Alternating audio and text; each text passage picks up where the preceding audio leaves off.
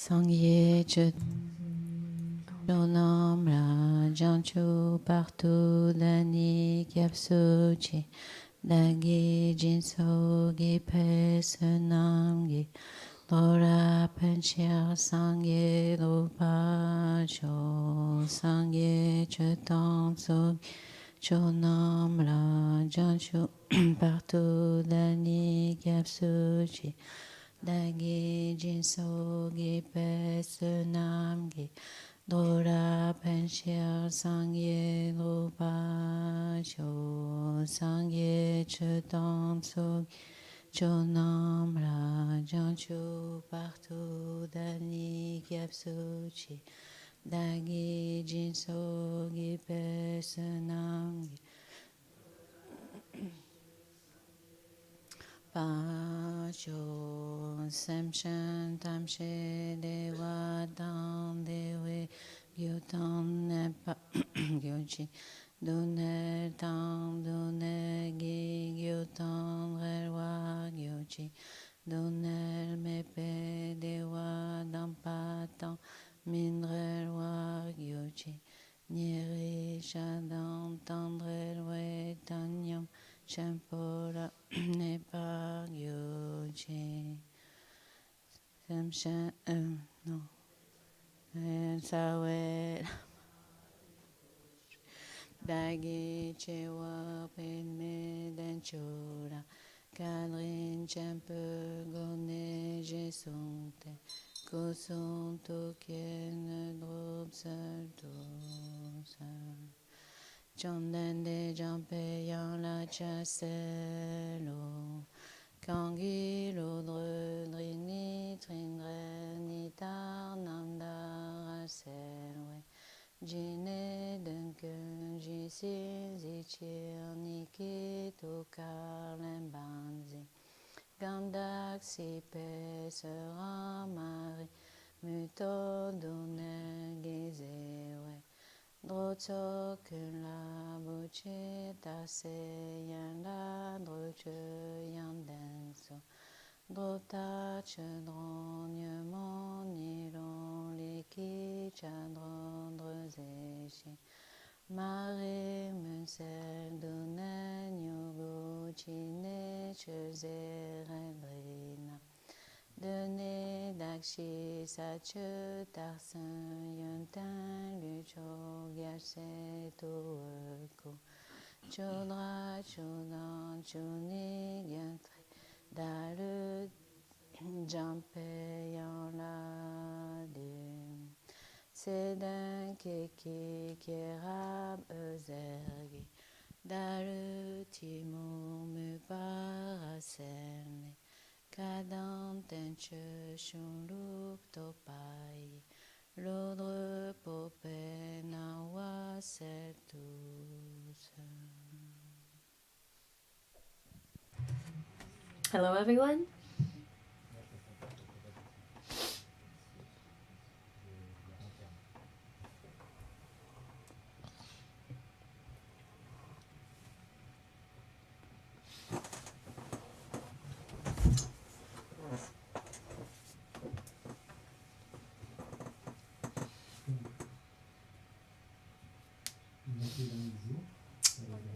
Here we are for the final day of the Dhatus. Before continuing with the root text, we will share a short recap of the lists that we have gone over. We won't go into any detailed explanations, but just quickly go over how the Dhatus and the aggregates work together. So there are 18 Dhatus.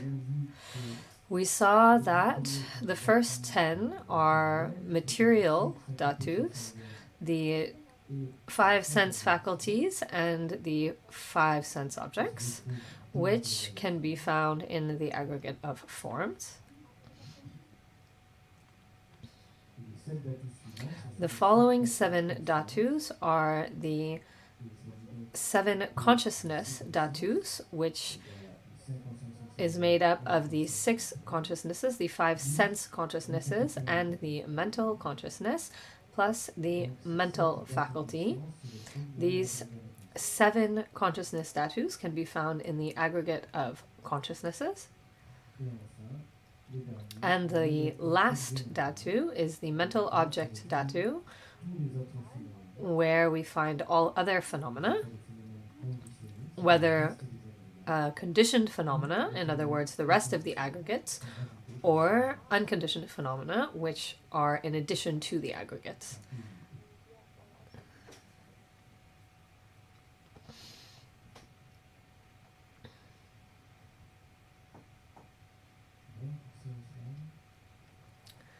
Okay, so that covers this slide.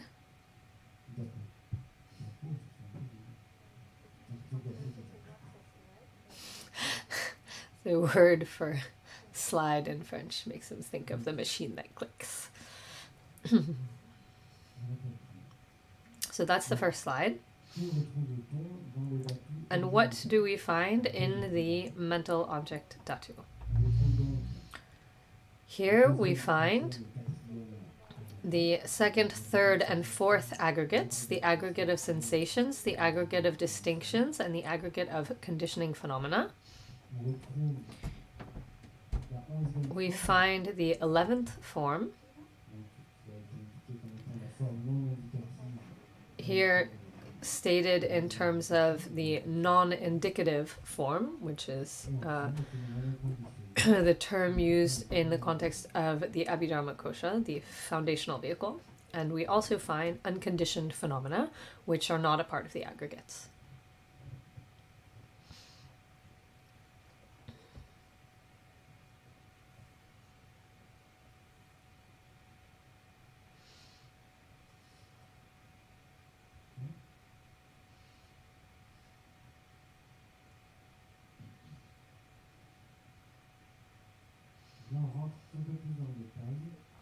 Now we'll go into a bit more detail in terms of the mental object dhatu in the context of the Abhidharma Kosha, as we just saw. Concerning conditioned phenomena, we find the aggregate of sensations, distinctions, and conditioning phenomena, and we also find non-indicative forms. And then, in terms of unconditioned phenomena, from the point of view of the foundational vehicle, from the text, the Abhidharma Kosha, we find cessation arising from individual examination, cessation not arising from individual examination, and space.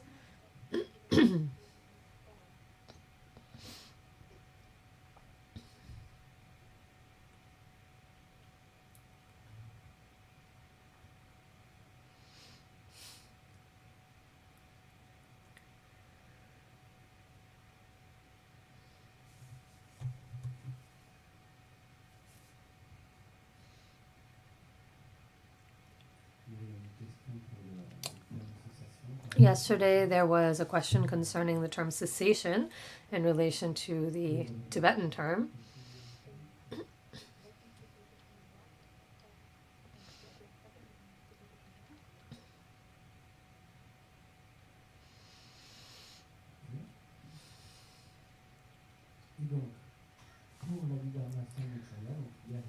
So, concerning the Abhidharma Samuccaya, yesterday we read through the text, but we haven't explained it yet. In any case, concerning the Abhidharma Samuccaya, which is in the Mahayana tradition, the unconditioned phenomena include 8 phenomena. The first 3 are the same as in the Abhidharma Kosha, the 2 cessations and space. In addition to this, we find suchness of virtuous phenomena, suchness of non-virtuous phenomena, suchness of non-specific phenomena, the 3 suchnesses, in other words, and even engagement without distinctions, and the even engagement of cessation.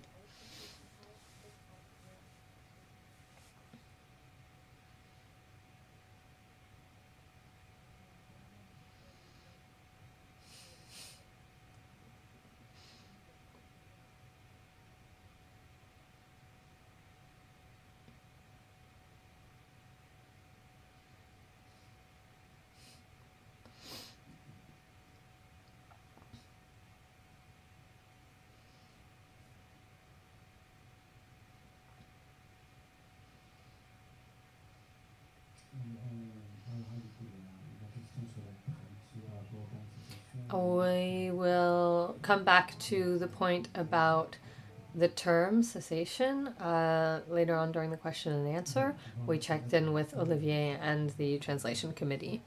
So now we'll continue on with the rest of the text.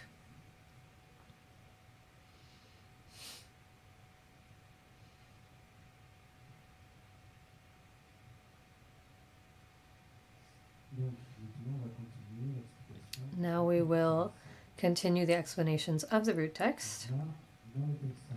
In the root text, we are more or less in the middle of the first page.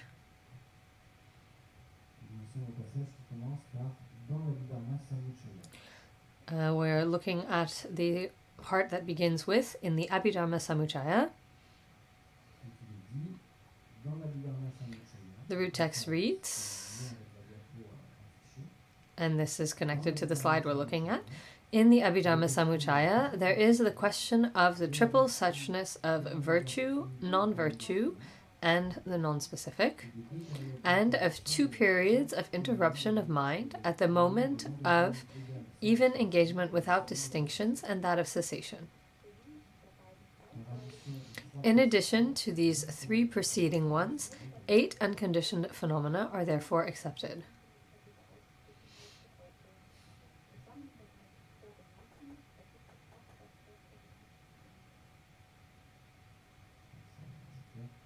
It seems fairly clear, no need to paraphrase. So the part of the root text that comes next is the part that we already looked at because we followed the order in which Khenpo Chödrak Rinpoche explained it. We've already explained cessation arising from individual examination, cessation not arising from individual examination, and space. This then brings us to the suchness of virtuous phenomena, etc., is the Dharma Dhatu.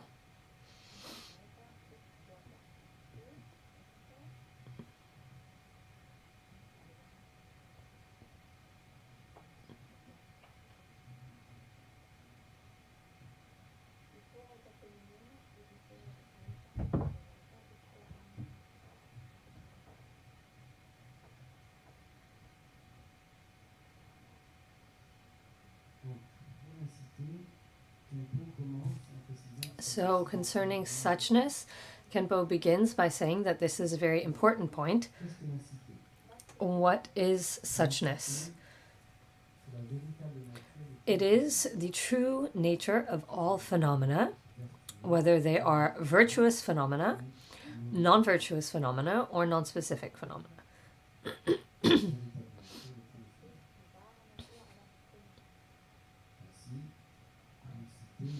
Suchness has neither birth, maintaining, nor destruction.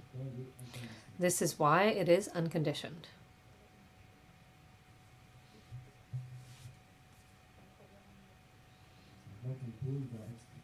So now Khenpo will explain the suchness of these three types of phenomena with an example each time.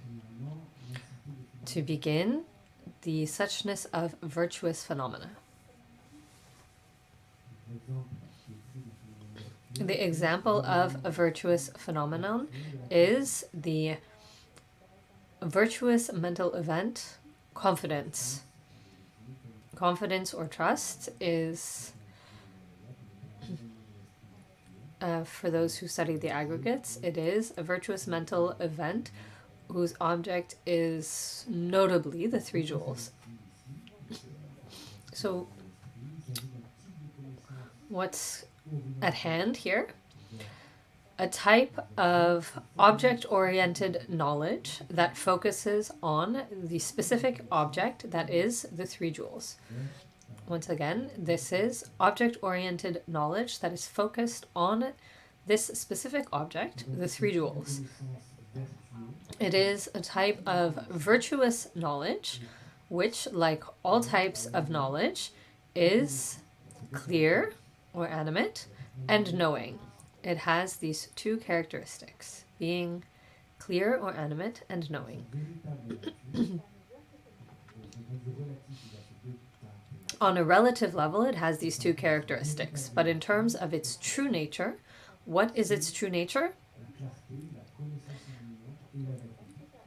It is illuminating knowledge or clarity and emptiness.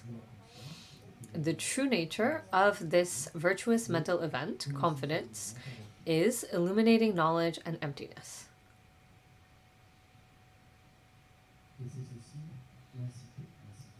And this is suchness.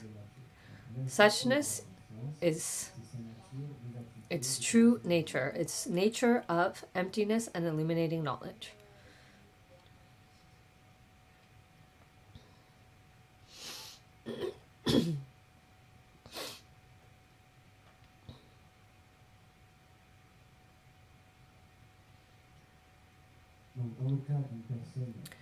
In the case of an ordinary being, confidence is associated with the notion of a self, as we know. Its nature is, nevertheless, suchness, this combination of illuminating knowledge and emptiness. However, despite the fact that its nature is this suchness, confidence is connected to this notion of a self, and suchness is not recognized. However, in the case of a being who has recognized emptiness, then there is no longer any separation between confidence in the three jewels and the suchness of this state.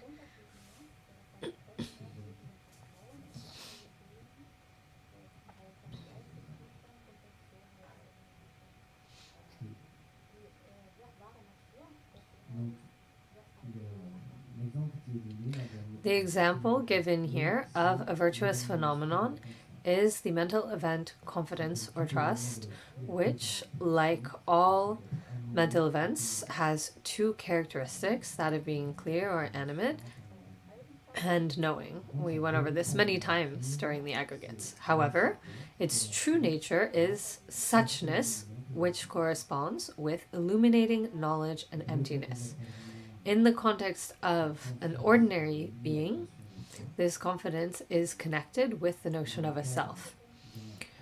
In the context of a being who has realized emptiness, there is no longer any separation, Khenpo told us, between confidence and its true nature. A being who has realized emptiness, for a being who has realized emptiness, when confidence is present, they also realize its true nature.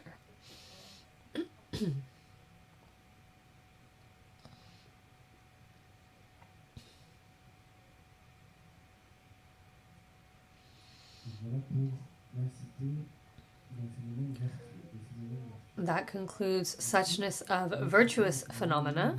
Then comes suchness of non-virtuous phenomena. Here, Khenpo looks at the example of the non-virtuous mental event, anger.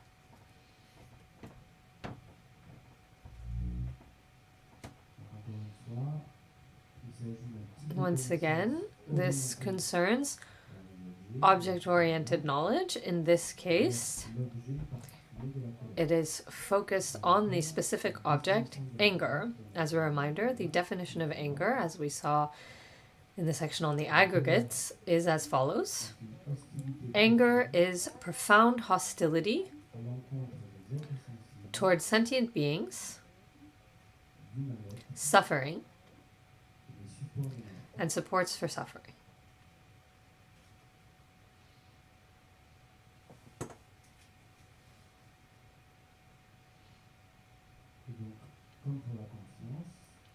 As with confidence, the true nature of anger, its suchness, is the union of illuminating knowledge and emptiness.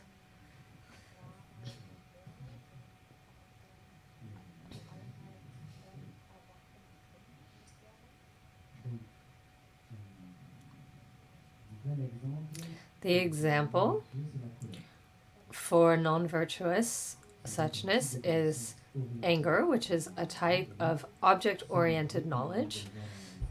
Its object, as we saw in the definition can be sentient beings, suffering, or supports for suffering. That definition comes from the chapter on the aggregates. As for confidence, which was a virtuous example, here we're looking at a non-virtuous example, but similarly, the true nature of anger is the union of illuminating knowledge and emptiness.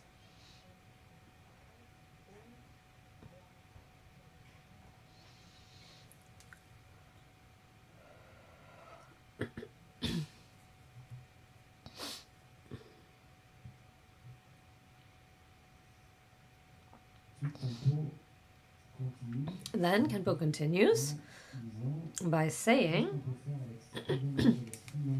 what can we do with this non-virtuous mental event when it emerges? He invites us to think of the following situation. One where we'll get very angry. Our mind is completely filled with anger. We are completely submerged in anger. Here, anger is generally connected to something in the outer world, an outer situation.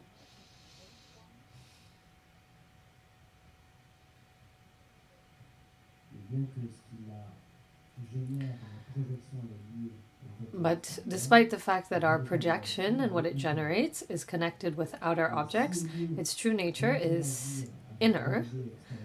If instead of engaging with the outer object that provokes our anger, we try to look within, to observe, to be attentive to the nature of this state that emerges within us, then we can see that anger has no origin. Anger is superficial, on the surface.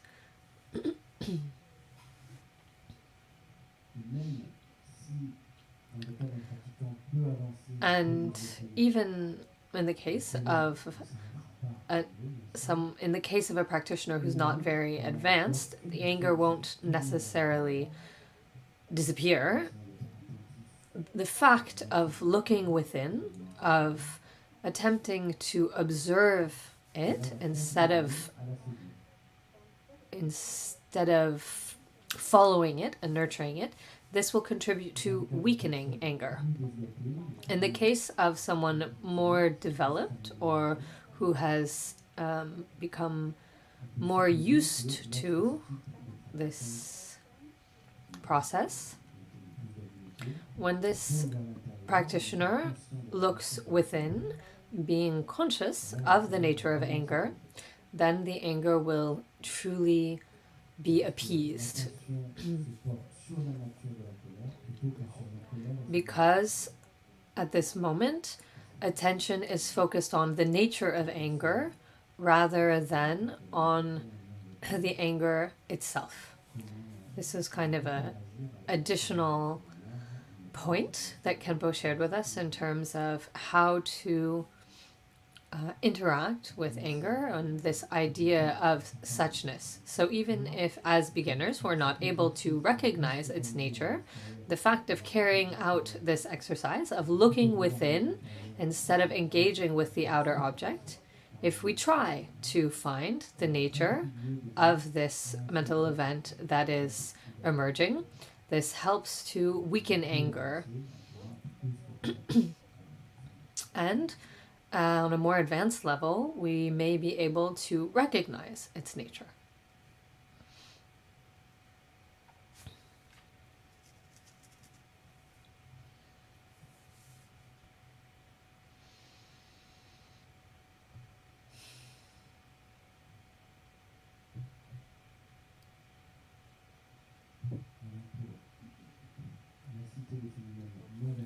That concerns suchness of non-virtuous phenomena. Then comes suchness of non-specific phenomena. The example that Khenpo used is the thought, this is a mug, or this is a water bottle. This is neither virtuous nor non-virtuous. What is at hand here?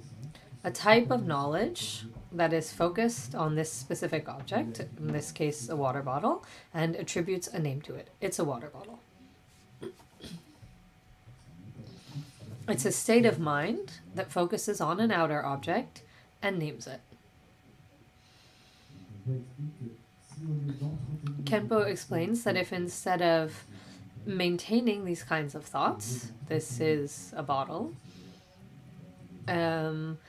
instead of maintaining this habit, which of course that doesn't mean that we don't need them for everyday life, but if instead we focus on the nature of this thought, then depending on our habit, on our training,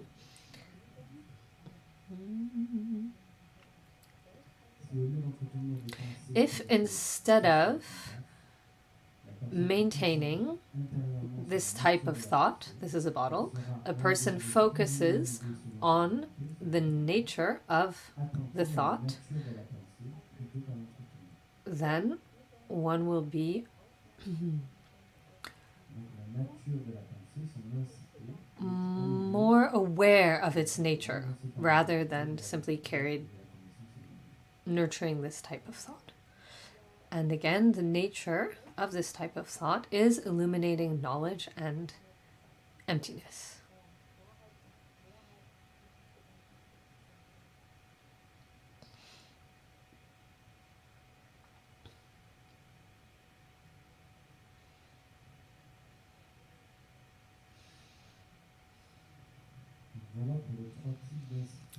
Those are the explanations on the 3 types of suchness. Then Khenpo concludes with a few different points.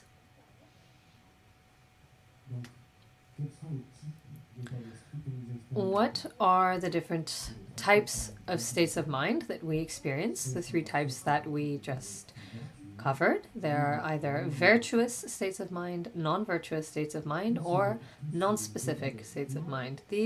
All of these states of mind are object-oriented types of knowledge. They are all conditioned. They appear, they last for a certain time, and then they disappear.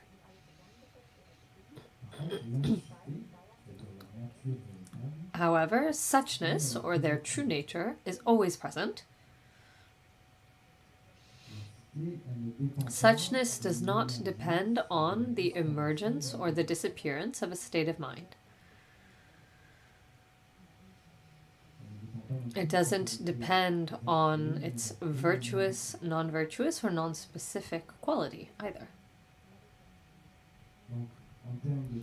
In terms of knowledge that is oriented towards outside, externally oriented, we speak of 3 suchnesses, but in terms of knowledge that is oriented inwards, in other words, knowledge that recognizes its true nature, then there is simply one suchness that is recognized concerning all phenomena.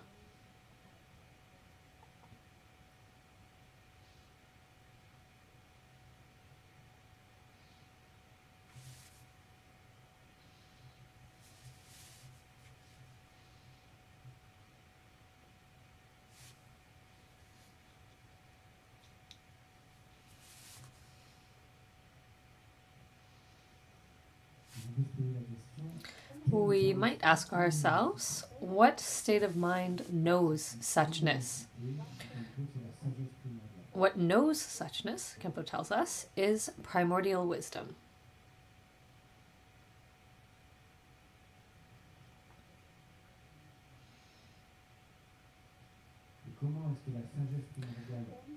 How does primordial wisdom see emptiness? What does it see?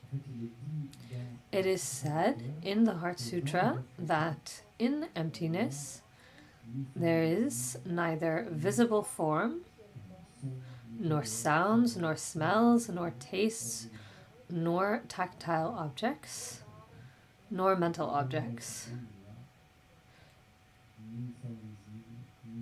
In emptiness, there is neither visible form, nor sound, nor smell, nor taste, nor tactile object, nor mental object.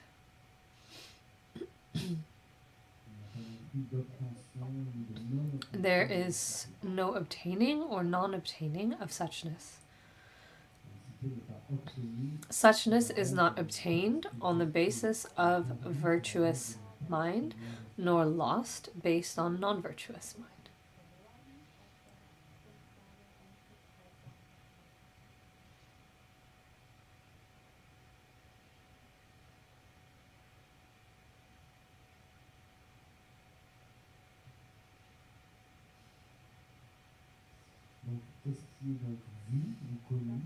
So what is seen or known?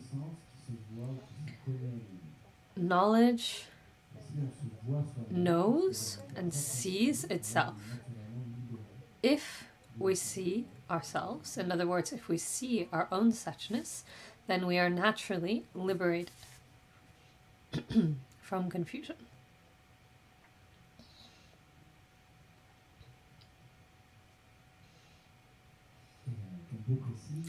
Khenpo specifies, he says, we may ask ourselves, how can a lama or master guide a disciple toward recognizing suchness, since it cannot be shown?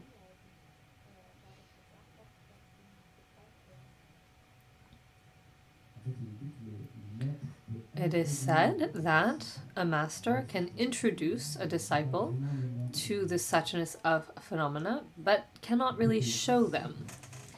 For a disciple to see or recognize suchness, two things are necessary. The disciple must have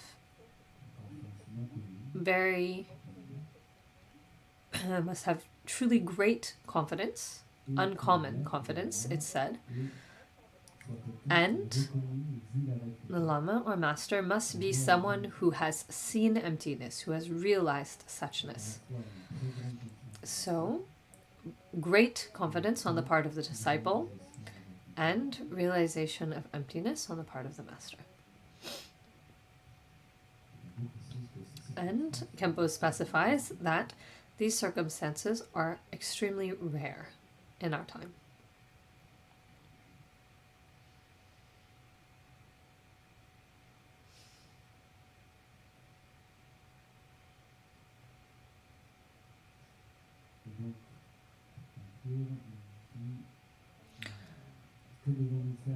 In conclusion, Khenpo says, what should we do to go in this direction?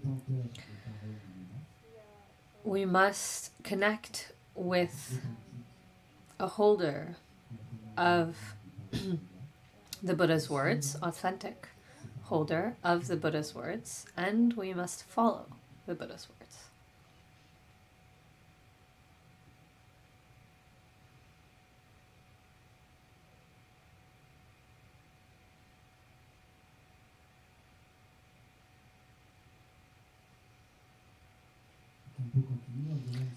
Khenpo continues with a quotation from Gampopa.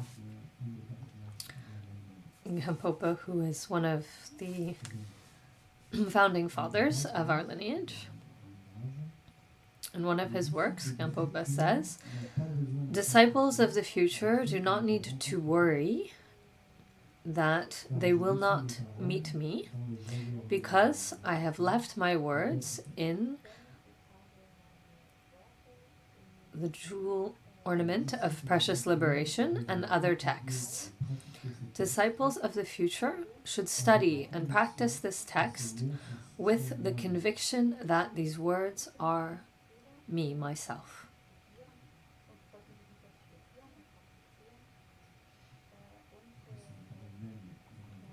Those are Gampopa's own words. Khenpo emphasizes that today, due to the fact that it is so easy to reproduce texts in great numbers, we may not be aware or have confidence in or awareness of their value, as Gampopa explains it.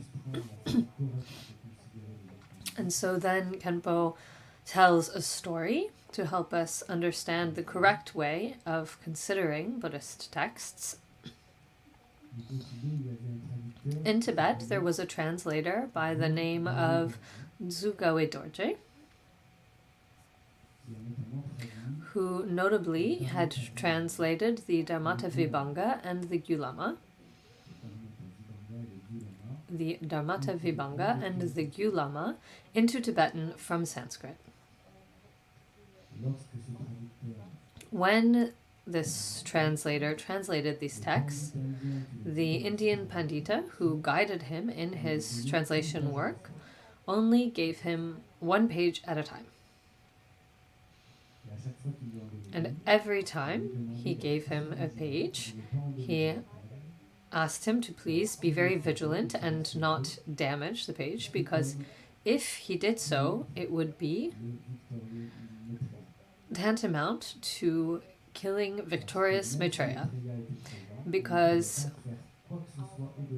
even if Maitreya was present, one could not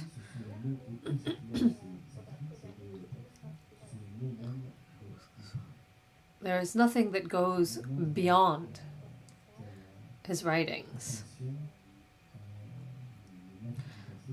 because these texts were in fact the words of Maitreya himself. So this shows the way that masters of the past considered Buddhist texts. And to connect this to the text that we are studying, the entry to the state of a Pandita, how should we consider the text that we are studying?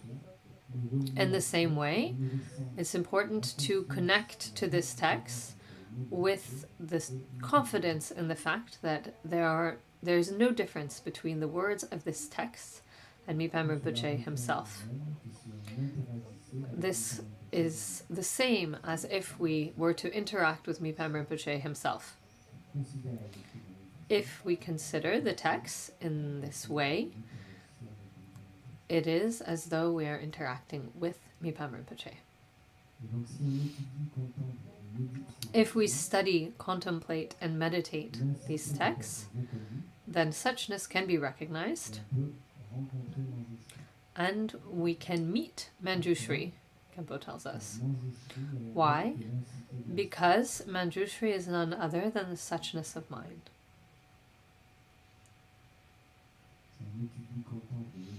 If we study, contemplate, and meditate these texts, then suchness can be realized, and we can encounter Manjushri, for Manjushri is none other than suchness of mind. The first Mipham Rinpoche is said to be an emanation of Manjushri. If we recognize suchness of mind, we meet Manjushri, and in that sense, we also meet Mipham Rinpoche, Khenpo tells us, because Mipham Rinpoche was an emanation of Manjushri.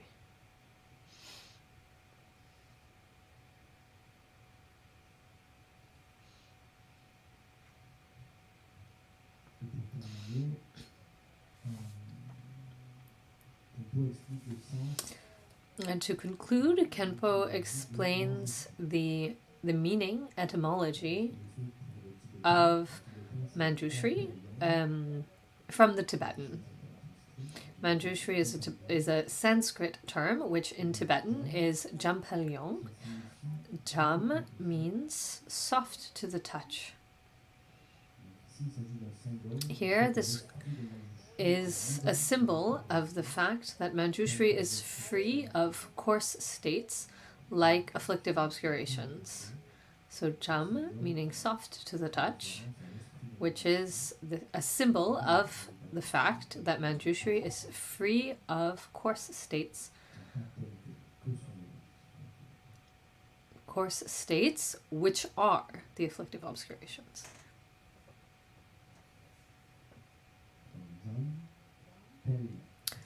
Pel, which means extraordinary or glorious, and refers to the illuminating knowledge of Manjushri, knowledge that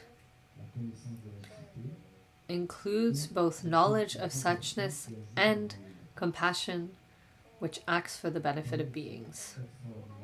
Bel, meaning extraordinary or glorious, and refers to the illuminating knowledge of Manjushri that includes both knowledge of suchness and compassion for beings.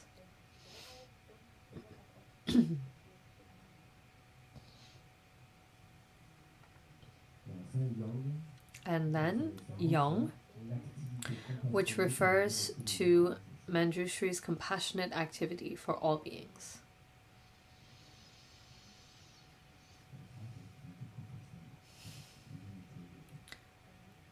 Yang, which refers to compassionate activity for all beings, for the benefit of all beings. In conclusion,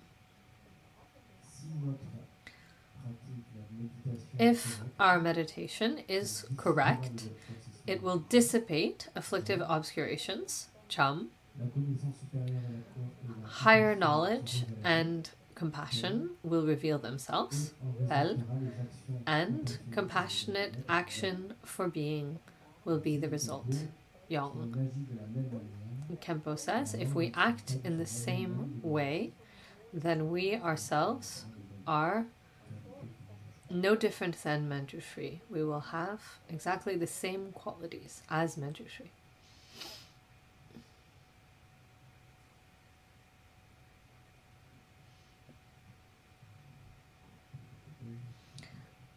Let's take a short silent break.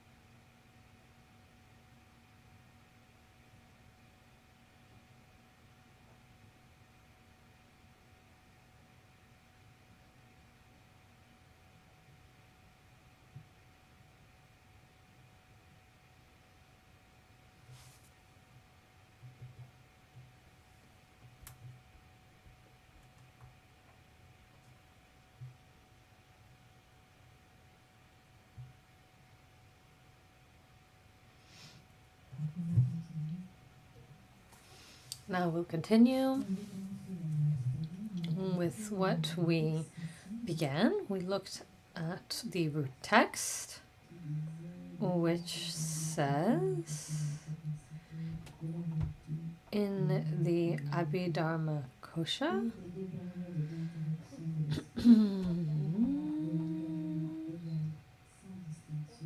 no, in the Abhidharma Samuccaya, there is a question of the triple suchness of virtue, non-virtue, and the non-specific, and of two periods of interruption of mind at the moment of even engagement without distinctions and that of cessation. In adding these to the three preceding ones, 8 conditioned phenomena are therefore accepted. These two periods of interruption, even engagement without distinctions, and even engagement of cessation. Those are the two periods of interruption.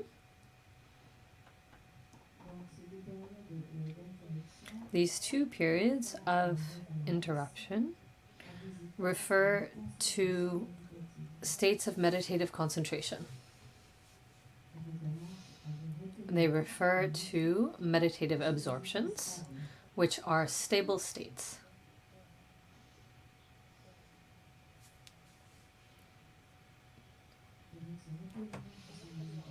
So these meditative absorptions that are stable states are an obstacle to movement of the mind, to mental events.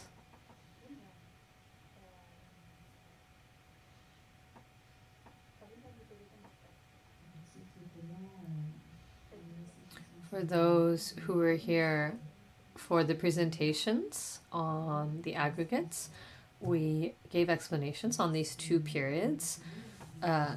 During these presentations, we find these in the fourth aggregate, the aggregate of conditioning phenomena.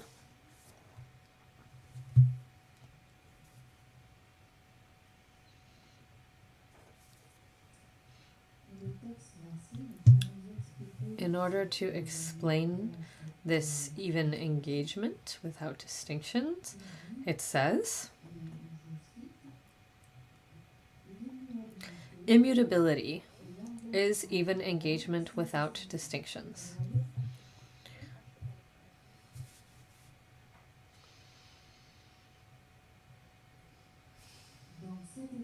This state, even engagement without distinctions, is a subdivision of the fourth level of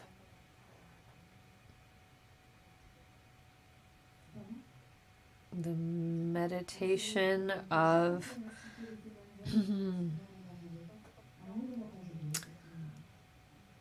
the form realm.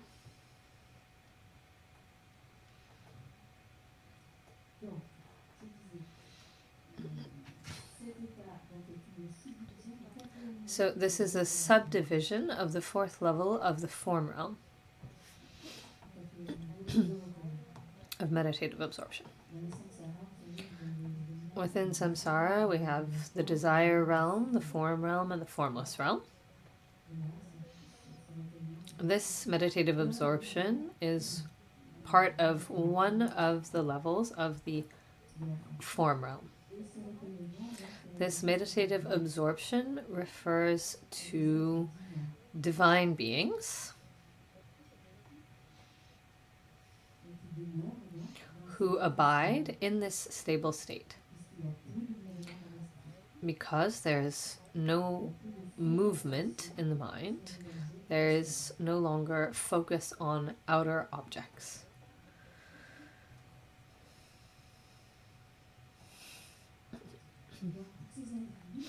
For the individuals who have attained this level, these 6 consciousnesses, we discussed them recently, 5 sense consciousnesses and the mental consciousness, they have been blocked.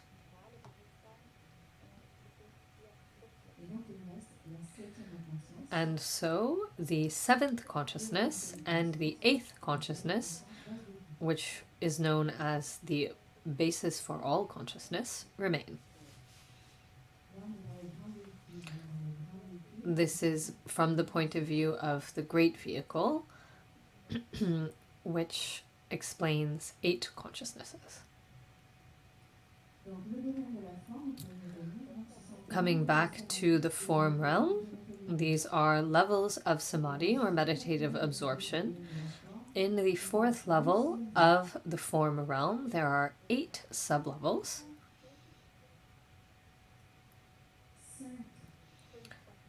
5 of these sub-levels are pure, and there are 3 others. Among these 3 others, there is a level that is called Great Fruit.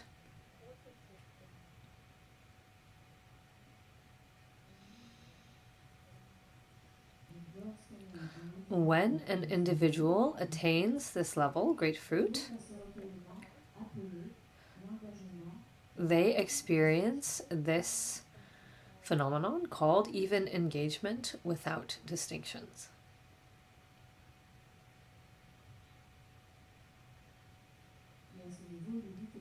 And it is said that on this level, it is not possible to pursue the path to liberation.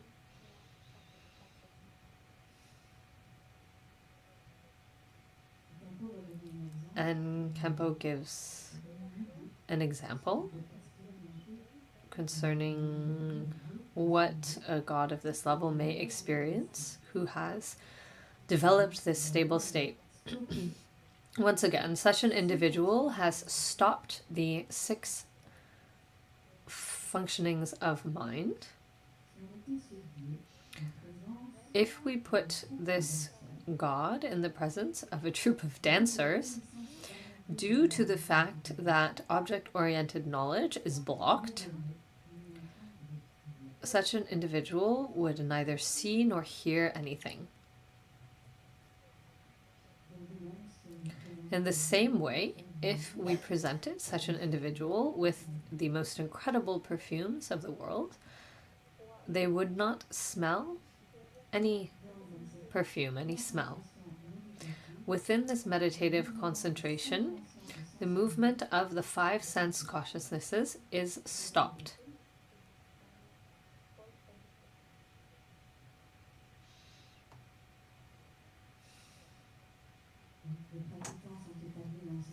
Practitioners on this level are established in a samadhi without fluctuation, in which all states of mind, all distinctions are blocked. Only the 7th and 8th consciousness remain.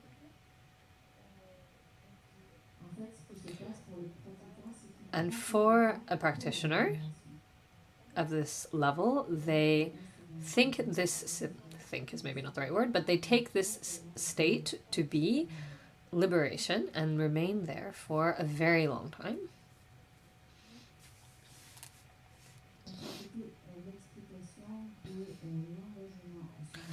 This is the explanation for engagement without distinctions, as the root text calls it.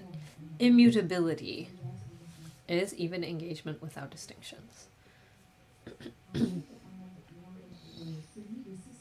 And then there is that of cessation.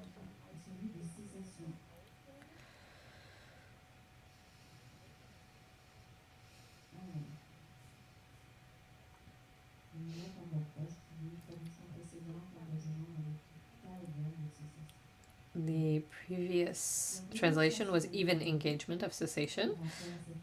Here the root text says, the cessation of distinctions and cessations is the even engagement of cessation.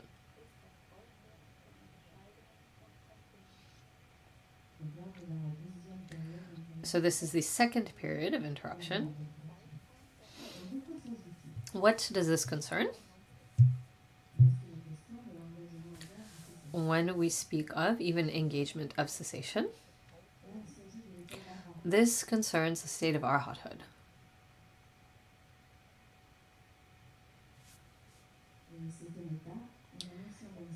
It is a state in which the notion of a self has ceased. Why has the notion of a self ceased? Because the 7th consciousness is no longer functioning. Speed is good. Indeed, an arhat has dissipated the notion of a self. However, they have not dissipated the 8th consciousness, the fundamental mind stream.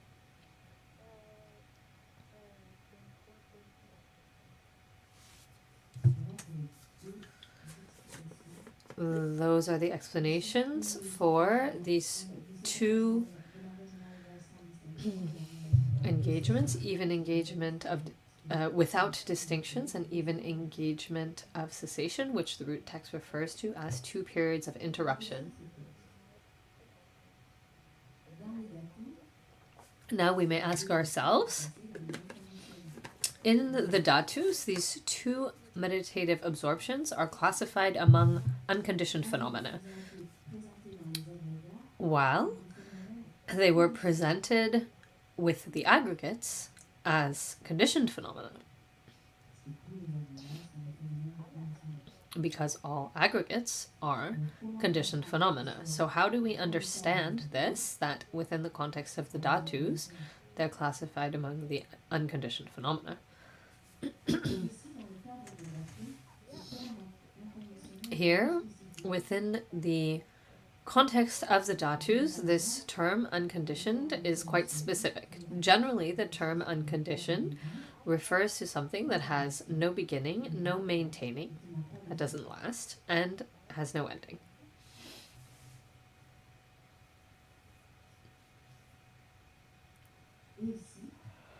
Whereas here, the term unconditioned is used for these 2 phenomena that have beginning, that last a certain time, and that have an ending. Because whether this concerns gods of the fourth level of the form realm or arhats who are beyond the peak of existence, even if there is a difference between these two meditative absorptions, both of these states have a beginning, a middle, and an end.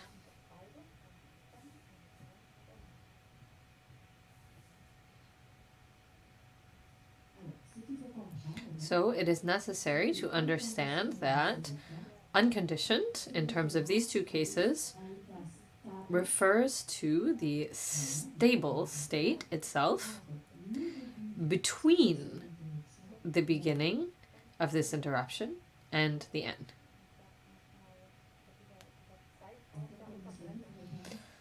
Unconditioned here refers to this period between the beginning of the interruption and the end. The unconditioned aspect refers to the meditative absorption itself, whether this concerns gods or arhats, and it lasts as long as the state itself lasts. In other words, an incalculable number of kalpas.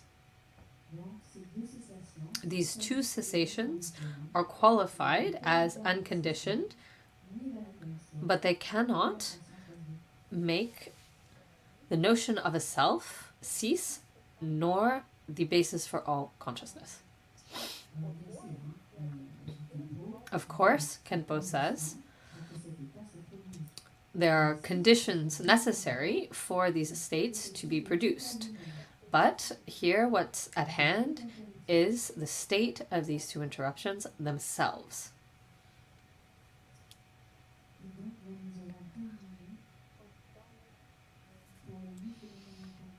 This concludes the explanations of the 8 unconditioned phenomena from the point of view of the Abhidharma Samuccaya.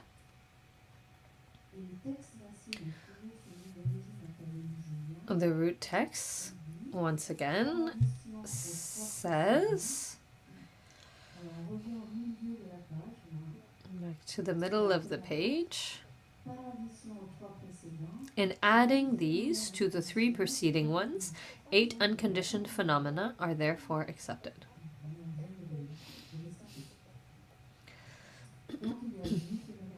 So there are 8 unconditioned phenomena from the Mahayana.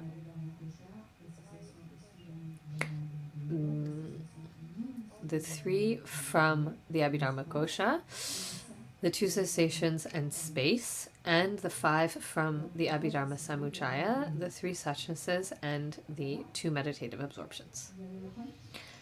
Okay, everyone's got the count?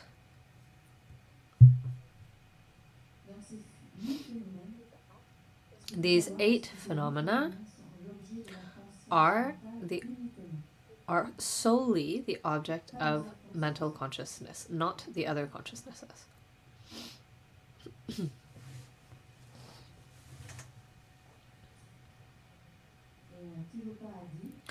And Tilopa said, Khenpo used the example of suchness and gave this quotation, suchness cannot be shown to you by the Lama. It is not an object of understanding for the disciple, which means it is not an object of knowledge. It's not an outer object, as Junyan said. It's not an outer object of knowledge. And so what is the suchness? It is when a person sees what they truly are. If they see their own suchness, what they truly are, then they are liberated. It's not an outer phenomenon, it's something inner that has nothing to do with the outer world.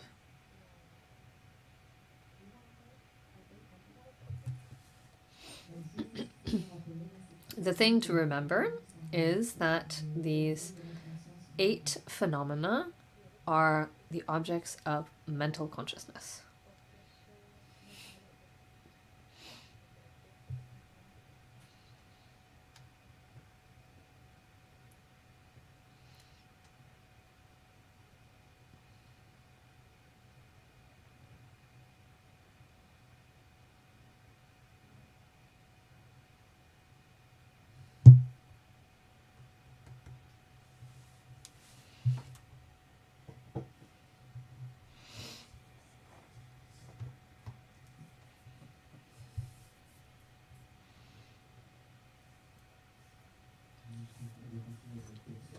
We'll continue with the root text. No more going back and forth. At the beginning of the second page, not sure if that's true in English. The sentence says, therefore, the 16 begins with this.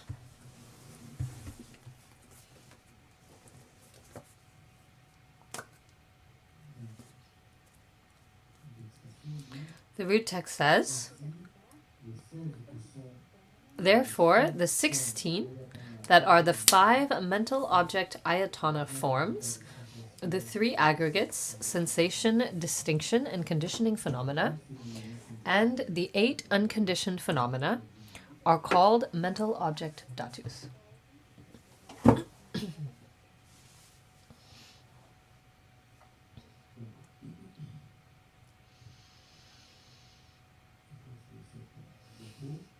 So there's a slide here. Simply, according to the Abhidharma Sambuchaya, what's added here are the 5 mental object ayatana forms. What does this mean? For those who have studied the aggregates, this is review. This concerns the 11th form, or rather the 11th forms. From the Abhidharma Sambuchaya, there are the 8 unconditioned phenomena that we just looked at, the 2 cessations, space, the 3 suchnesses, and 2 even engagements.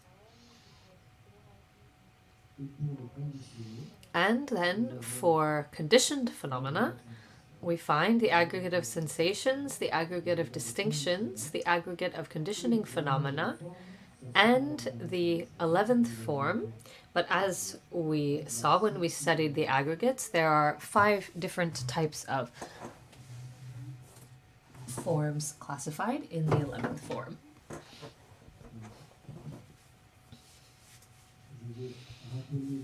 I will quickly name the 5 types of 11th form, but we're going to go over it fairly quickly because otherwise we will run out of time.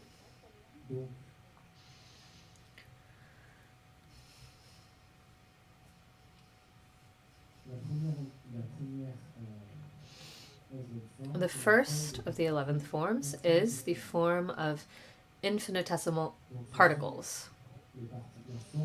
This concerns the form of the smallest particles that there are, and that result from the meeting of the 4 great elements of the 4 principle-based appearances.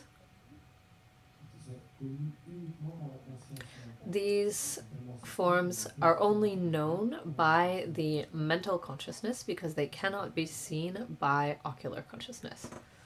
They are so small. That's the first one. The form of infinitesimal particles. All of these 5 types of forms are classified in the aggregate of forms, but they are mental objects. They are known by mental consciousness. That is the specificity of the 11th form. Second is vacant manifest form. We spent a long time on this before figuring out what it is, and I'm not sure if we really understood it, but I will try. We think we've more or less got it from a lot of question and answers with Khenpo and Acharya Khalsung Punso. It's a form that appears in an empty space. The example that's often given is an example of a triangle that we make with our fingers. First time we didn't get it at all. He's showing us a triangle with his fingers. Triangle again. When we make a triangle with our hands, it's not a very good triangle. There we go. It's a better triangle. Here, we'll do it with a heart. That's easier. That's nice. When we make a heart with our hands, we say, there's a heart. Among our fingers, there's a heart. But in fact, there's nothing there. There's no heart. There's just an empty space. What makes us say that there's a heart there is just the shape of our fingers. But we project a shape. We say there's a heart there. We don't just see the contours of the fingers. We see a shape. Though there's just empty space, there's nothing. Another example that's given oftenly is the space between two mountains. We can see two mountains, and between the two mountains there's an empty space, but we can consider it, we can talk about it.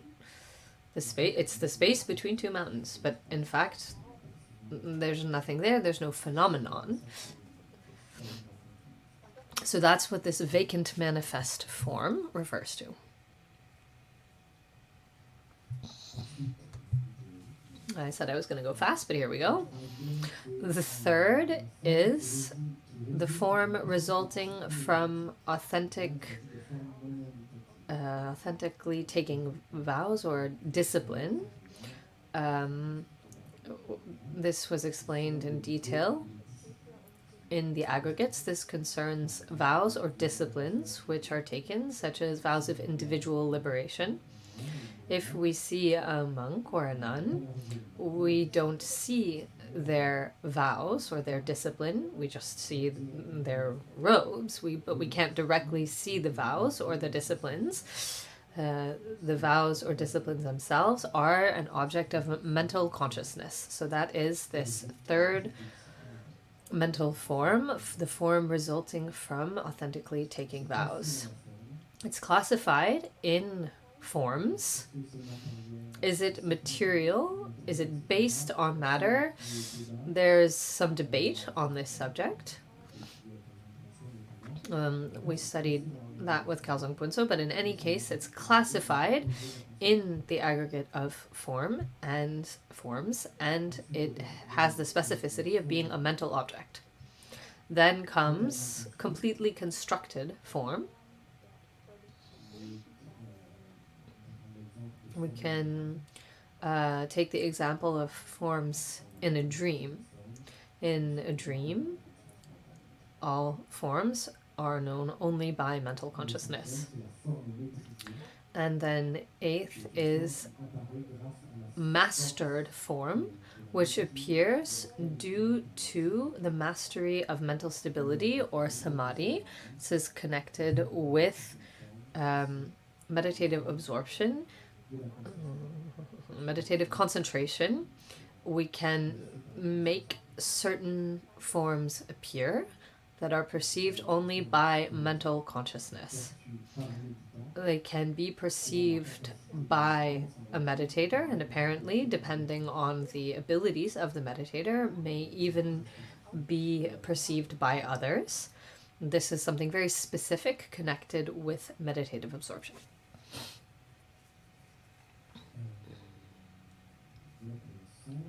So that concludes the 5. And then, of course, the 3 remaining aggregates, we won't go into them again. They've been explained in detail in the first chapter. This concerns the aggregate of sensations, the aggregate of distinctions, and the aggregate of conditioning phenomena.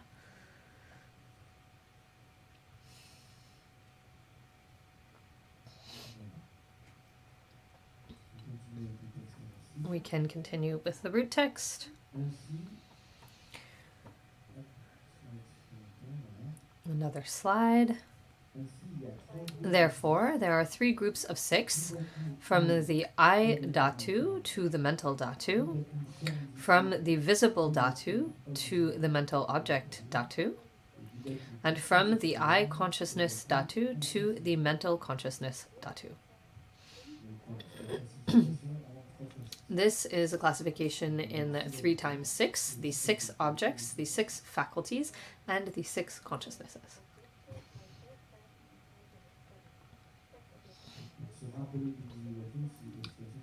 So to remember the 18 Dhatus, this classification is pretty simple as a way of remembering.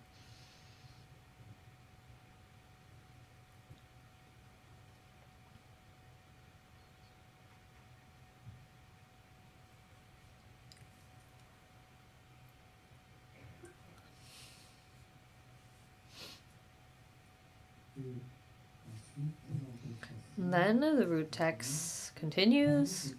Among these 18, the 6 from the I to the mental faculty have the meaning of cause, gutra, or seed of that which allows apprehension of the object. And in the same way, the 6 from visible form to mental object have the meaning of cause, gutra, or seed of that which is apprehended. And the 6 from the I consciousness to mental consciousness have the meaning of cause, gutra, or seed of that which truly apprehends the object. That which is called Dhatu, therefore, has the meaning of cause, gutra, or seed.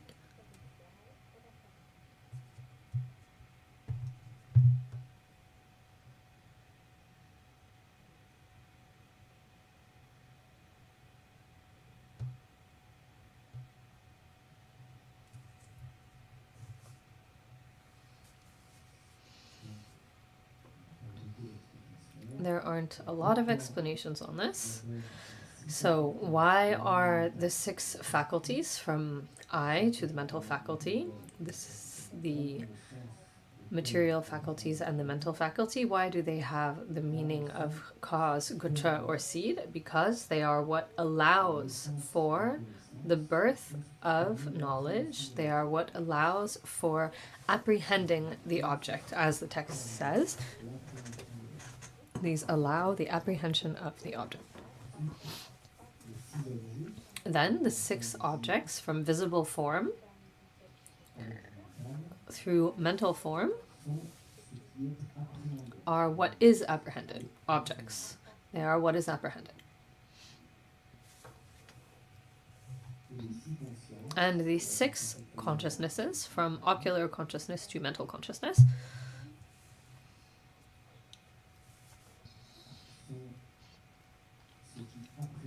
are what truly apprehends the object, because they are the consciousnesses, they are what knows or apprehends the object.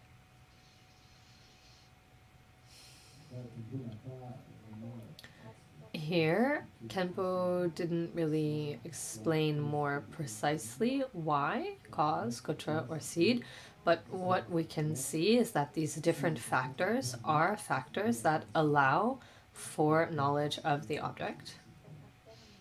He didn't go into more specifics concerning these 3 words. In conclusion, these 3 groups, object, faculty, consciousness, work together. They're like a tripod. If one foot of a tripod is missing, the tripod doesn't stand up. So these are a group that appear mutually. They need to come together to allow for the appearance of phenomena. And within this process, as we said earlier, there is no self that accomplishes an action. There's just a gathering of factors that depend on each other. And so this teaching acts as an antidote to an innate or acquired view of a self that acts as a cause.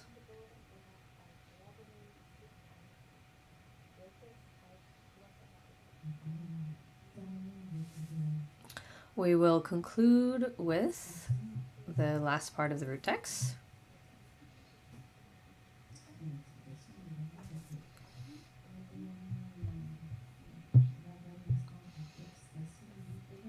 The final stanza reads, "Likewise, the 6 dhatus of a person are said to be the dhatus earth, water, fire, wind, consciousness, and space. In other words, the 4 principle-based appearances of the body, space, the empty aspect of internal cavities, and consciousness. Similar to that which precedes it, there is no other category carrying the name of dhatu that is not in reality included in the 18 dhatus. In some cases, we can speak of the 6 dhatus of a person, which are the elements earth, water, fire, wind, consciousness, and space. These 6 dhatus are included among the 18. And from the moment that any phenomenon is called dhatu, it can be found in the 18 dhatus. How are these 6 dhatus included in the 18?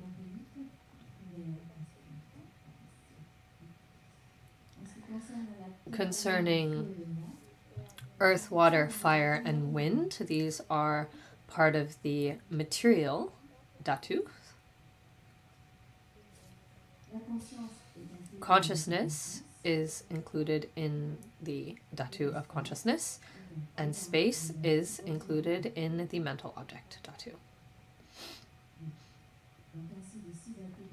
So the 6 dhatus of a person, earth, water, fire, wind, consciousness, and space, can be found or are included in the 18. Khenpo specifies, clarifies, that the Vajrayana mentions the dhatus of a person frequently. But he didn't give more explanations than that. Then Khenpo also said that the Buddha used many terms associated with the word dhatu. In Theravada Buddhism, there are 64 dhatus mentioned, but these 64 are included within these 18. And then, after all of this, there is a classification, a complete classification of the dhatus, depending on their presence within the 3 realms. Within the classification, we can ask ourselves how many dhatus are present in the desire realm, in the form realm, and in the formless realm.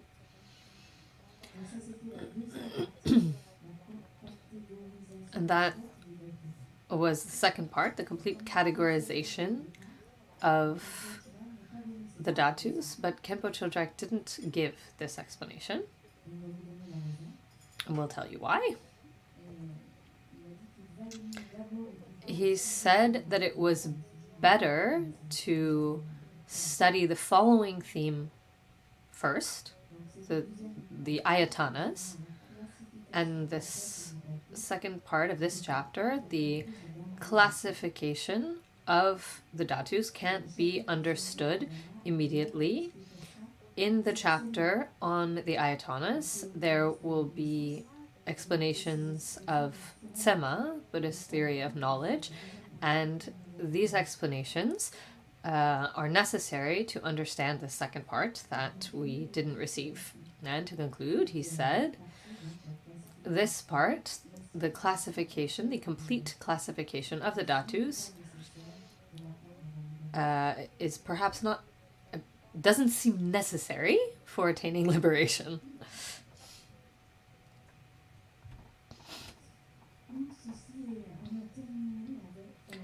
This concludes the explanations, the presentation, repetition of the teaching on the 18 dhatus. We can have some quick questions and conclusion. And so to begin, concerning the question on cessation.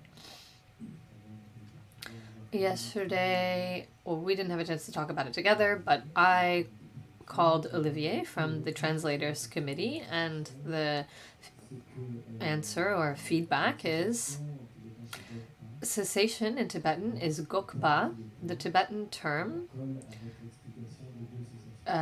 fits with the explanation of the two cessations.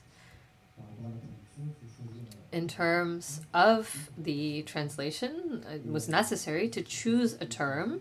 Cessation is chosen. It works reasonably well with the first sense. It doesn't necessarily fit perfectly with the second one, but the choice in the translation committee is not to choose different terms to translate a single term in Tibetan. And you mentioned, the questioner yesterday, that you felt that the term cessation didn't necessarily fit for the first either. I don't have more to offer you. I guess we need to study more. 2 quick questions to clarify. If I understood correctly, you explained the 3 suchnesses of virtuous phenomena, non-virtuous phenomena, and non-specific phenomena. Did I understand correctly that from an ultimate point of view, there's just suchness, and the 3, virtuous, non-virtuous, and non-specific, only exist from a relative point of view? That's correct? Relative or ultimate, I can't specifically affirm it. It doesn't seem wrong to me, but what khenpo said is that in terms of outer phenomena, we'll talk about different types of phenomena and their suchnesses, and so 3 types of suchnesses in that sense. But in terms of the recognition of suchness, there's just one that we recognize.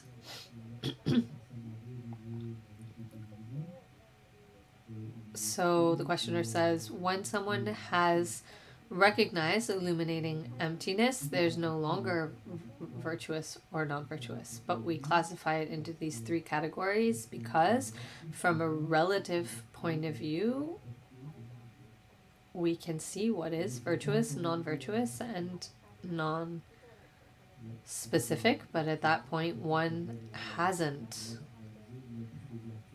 realized it. And then Julian replies, you said that for someone who has realized emptiness, there's no longer virtuous, non-virtuous. I'm not sure about that.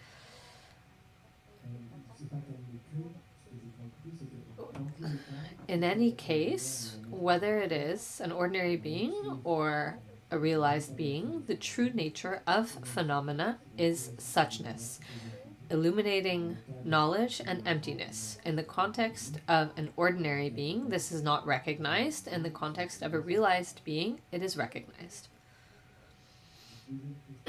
Second question, concerning even engagement without distinctions and even engagement of cessation. You explained that in the first one, all distinctions are blocked, and in the second one, which corresponds to the level of arhat, distinctions and sensations are blocked. Does this mean that for the first state, there are sensations, but distinctions are blocked?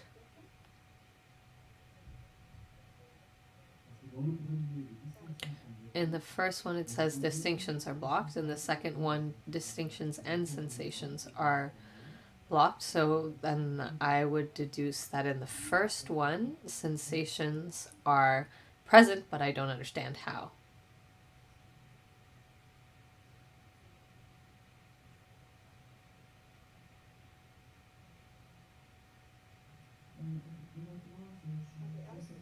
Honestly, I don't know.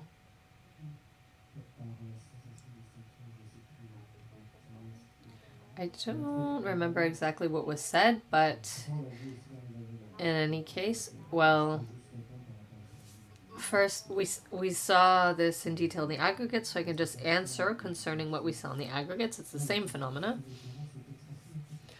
Wait a minute, you're talking about the root text?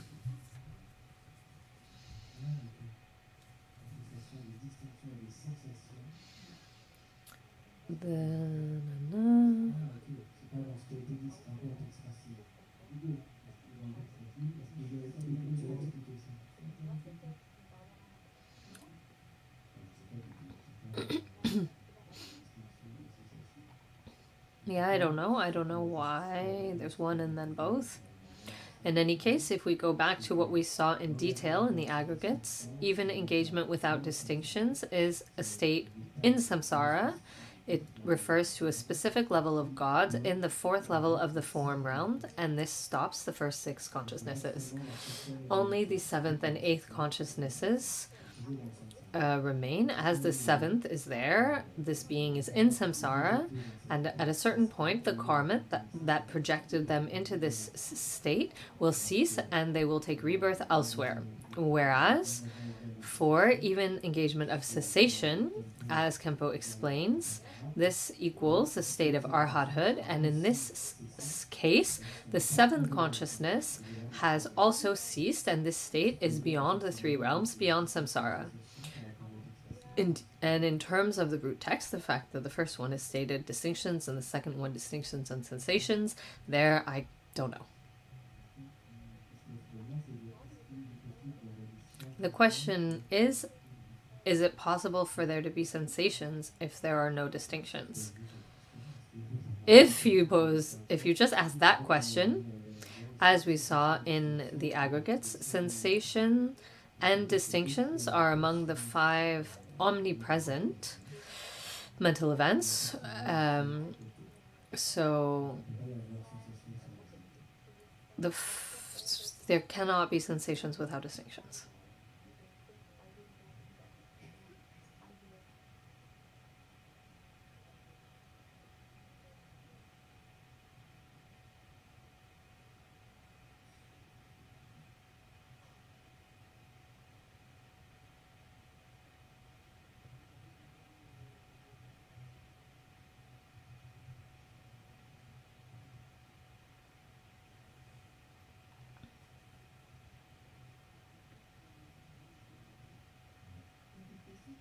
No more questions?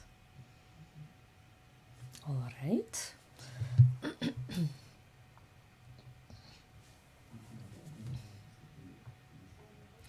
Okay, it's the last one because it's already 4.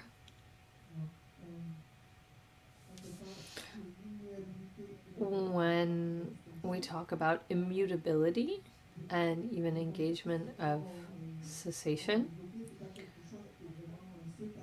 my understanding is that it's not something that we would wish for. Are we required to go? Do we have to go through this step for however many kalpas before going on? That's a question that Khenpo didn't speak of, but indeed it's not something to wish for.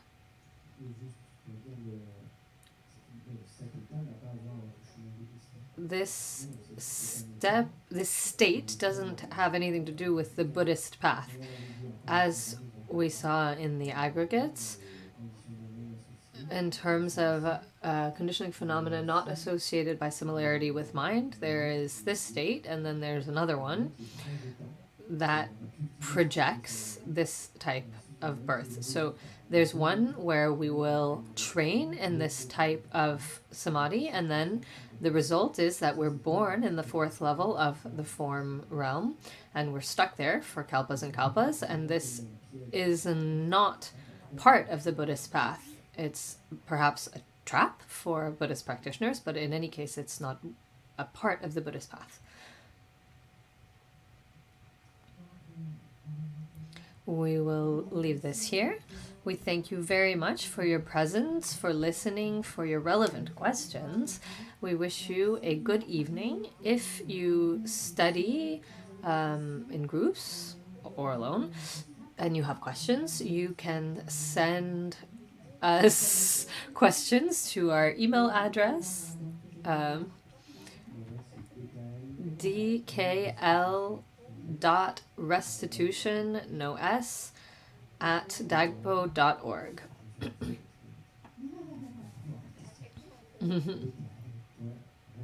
dkl.restitution, no S at the end, @dagpo.org.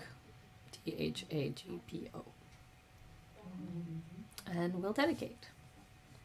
Sunam diye tamshe zipani tamne nyepe dranam panjene kega nashi bara tropai sipe sole droit cho jampe pawe jita kiampata kanto sampo leyan deshin deta kungye jesu la roche Gewa dita tamshe ravnu no Sangye kusun nyepe jinla tan Cheni migyor dempe jinla Gendun miche dumpe jinla Chita no wa malan rupa chon